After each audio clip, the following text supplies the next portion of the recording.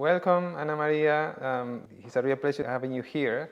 Ana María Rey is a professor of physics at the University of Colorado in Boulder, also a fellow of GILA Institute.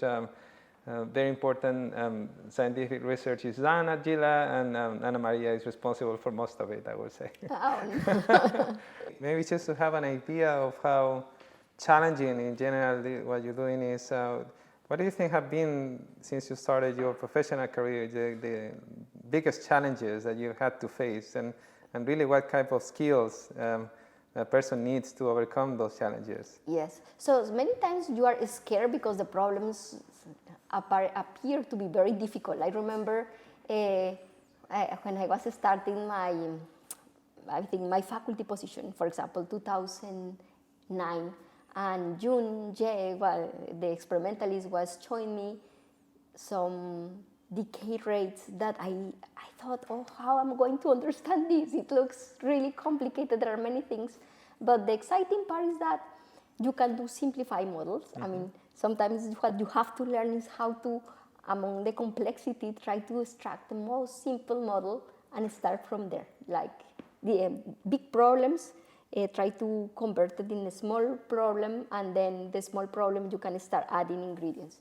But yes, in general, when you work with a many-body system, it's very hard to understand the behavior. So you have to go first only two particles, trying to understand, gain intuition, and go from there. So the skill would be to be able to synthesize or break down the complex problem into parts that you can understand and put together them back. Is that what you think? Yes, exactly. And don't get too scared, too afraid of the complexity. I mean, try to be confident that you can do it if you divide the problem in small pieces, as you said. Mm-hmm. Trying to understand part by part, and it's very exciting when you start to combine the knowledge, and at the end you manage to understand a little bit what is the system doing. And I guess with this skill, I guess the next step is to be able to identify what problem is important. So then maybe one thing that would be interesting to hear from you is how do you choose a research field? In your case, how did this occur? Yes, so I have been very biased because since I was doing my undergraduate program, my teachers or the professors there said you have to do problems that are relevant for nature. Try to avoid problems that are very abstract, very mathematical, trying to focus on problems that are experimentally doable. So the problems that I choose typically are problems that are relevant for an experiment.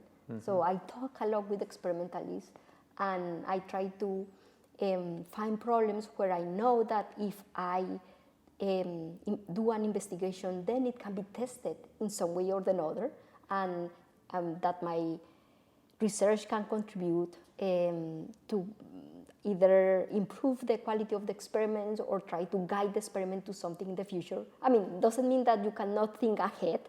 You can, but ahead in certain sense. So, I mean, theories are always beyond the experiments, but you try to always make in your mind something that you think could be checked or tested. And this dialogue between the theorist and the experimentalist, how do you build this trust, the mutual trust that is important for progress? How do you achieve that? It started since my PhD. I did my PhD at the University of Maryland, but also at Nice. So my advisor, he was fantastic, but he was not so into being an advisor. I mean, he was doing his stuff, that is nice, but I was alone, and then he told me, you have to talk with experimentalists. This is Bill Phillips' group, you just talk to them. And this is how I started. It's not easy to find a language that is common between the experimentalists and theorists, because we think with math, and they think with actual intuition and data. Data, exactly. Yeah. So learning how to talk to them is really exciting. So because their capability to communicate and trying to understand what they are seeing in the experiment and how they describe the experiment, and then try to understand it in your own mathematical language. It was hard, but now it's much easier, and it's really the best part of my day at work. So initially it's much like a translation work. Yes, exactly. And then it's progress. Yes, exactly. Interesting. Something more or less personal. So we will be really interested in knowing how early in your life you started to become interested in physics, and at what point you thought that quantum physics was something that you fell in love with. Well, I think I like math since I was really young. I remember for me math was very fun. But I wanted to study physics according to my dad, because I don't remember. But he said that when I was 4 or 5, I told him that I wanted to be a nuclear physicist. I don't remember that. But when I started doing physics in high school, that is, I was 9, I became in love with physics. It's just the writing an equation, and then with the equation knowing what is going to happen in nature, what is going to predict the behavior of nature, for me was fascinating. And then after high school, I really knew that this is what I wanted to do. My parents were not so happy, but that's what I wanted to do. That's very interesting. And then how about quantum physics? There are so many types of physics that you could have pursued.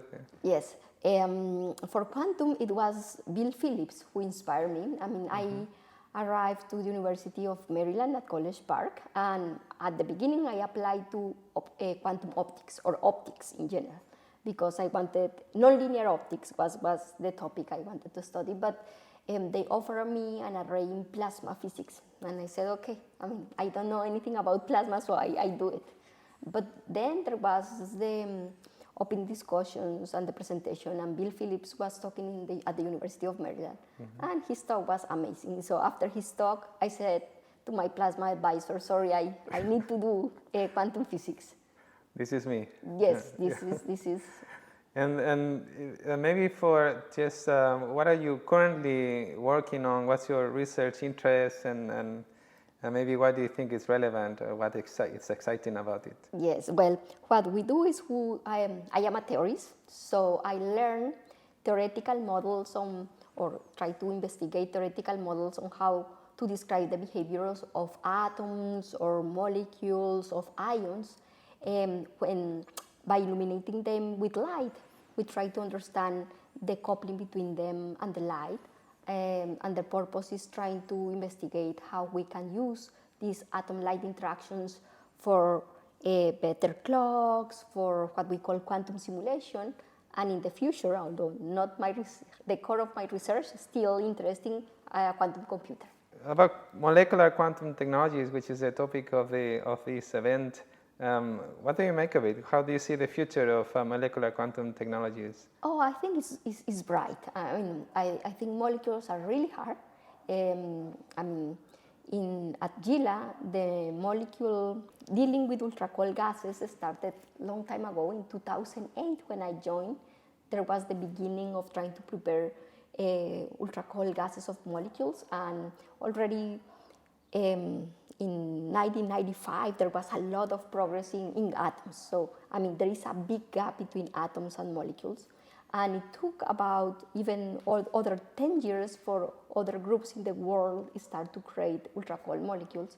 But nowadays, there is a lot of progress and excitement in the field. I see, as I attend conference, I see there are more exciting results reported more often. So I do think that molecules are starting to grow in a way that we didn't imagine before it was possible. And now I cannot help but ask, but you have this amazing South American background, and you just told us how interesting your physics basically experience was. You fell in love with physics here in South America, more or less. You've done your career in the US, but then do you have any feeling for how South America is developing in terms of physics in particular, or the scientific funding landscape, how it should maybe develop in the near future? Yes, well, when I did my PhD bachelor degree, we were at the most five people, very few people in physics. And my mom, when I started the PhD in the bachelor degree in physics because I was awarded a fellowship. Otherwise, my mom would not have allowed me to do physics at all, because it was something that it was not going to have any possibilities after I finished my job opportunities. Opportunities. Yeah. But I think it has changed, and I'm so happy with that.